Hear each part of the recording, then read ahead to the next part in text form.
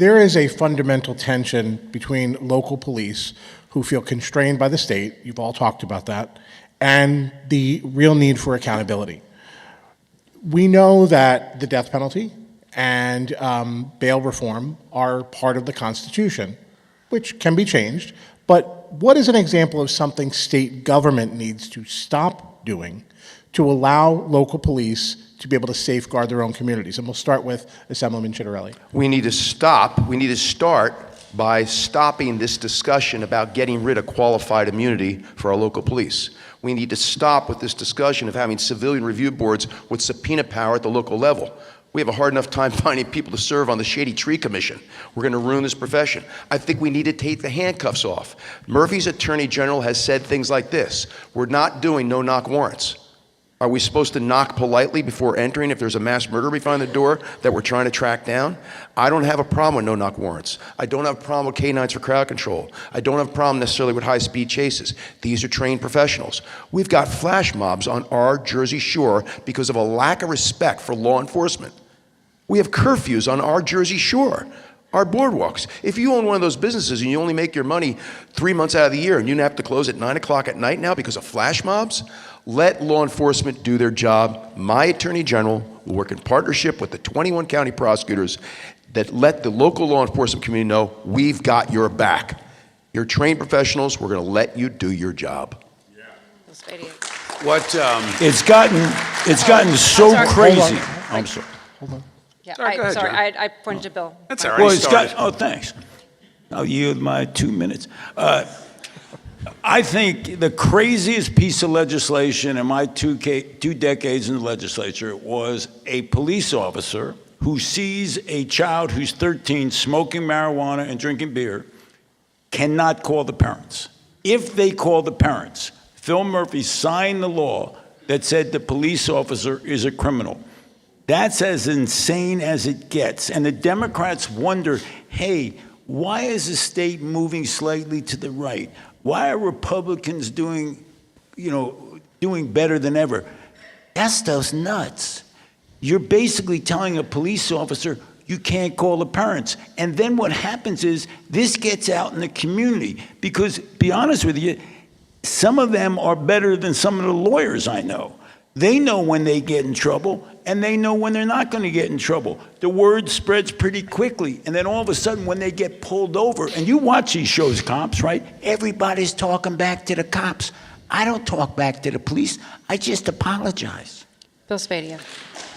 What separates me from the two career politicians on this stage is that I am a man of action and courage. And I will use the power of the executive to solve these problems immediately. We can't wait. Our neighborhoods are in distress. Our police officers are concerned that they can't do their job. We have to use the power of the executive by declaring an emergency to uphold qualified immunity, to get rid of bail reform, to start enforcing federal detainer orders, and eventually, yes, we need to start charging all of these young kids who are involved in any level of gang activity as adults. So we have to be aggressive with how we do it, and I believe the only way to do that immediately as an executive in that first day is to declare a state of emergency, which I'm going to have the guts to do.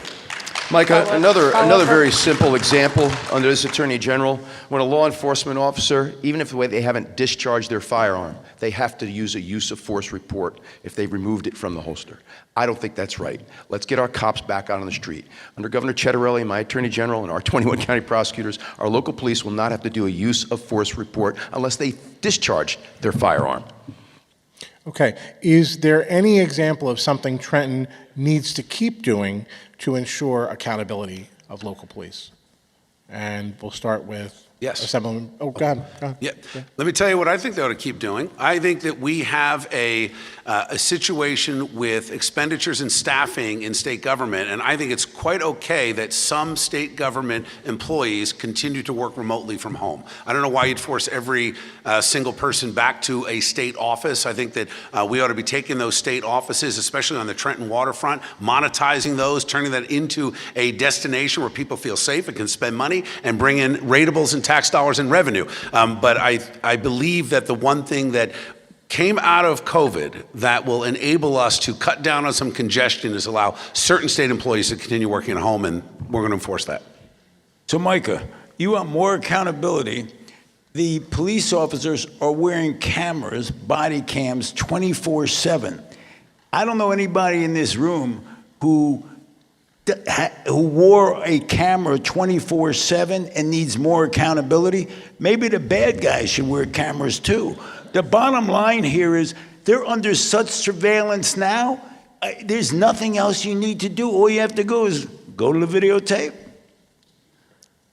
Final. One thing that ultra-liberals have been promoting, which I'm totally against, is making internal affairs records going backward and forward public, making personnel records going backward and forward public in the name of accountability and transparency. These are employees, these are personnel records. I think there's a degree of privacy that's warranted. What I will say is that any time a police chief has to discipline an officer, I think that could be shared with the mayor and township committee in executive session, so that the mayor and township committee, to whom the police chief is in part accountable, is familiar and is comfortable with the manner in which the police chief is handling personnel matter. But let's be clear, under Governor Cettarelli, Don't get ahead of yourself. we're not going to be making internal affairs records or personnel records public going backward or forward. These are personnel issues. And let me say one other thing that people may not be aware of. When a local police officer is disciplined for whatever reason by a local police chief, after that's cleared and everything is taken care of appropriately, they have to go through another review. Another review in addition to how it was handled internally inside the department. I don't think that's appropriate. You know, we can't get people to be police officers. They got to put signs up on the parkway asking you to be a state trooper. We used to have thousands of applicants. Now we have to go out and seek people, and that's because the scrutiny they're under. Enough is enough in terms of looking at these police officers. Give them a break.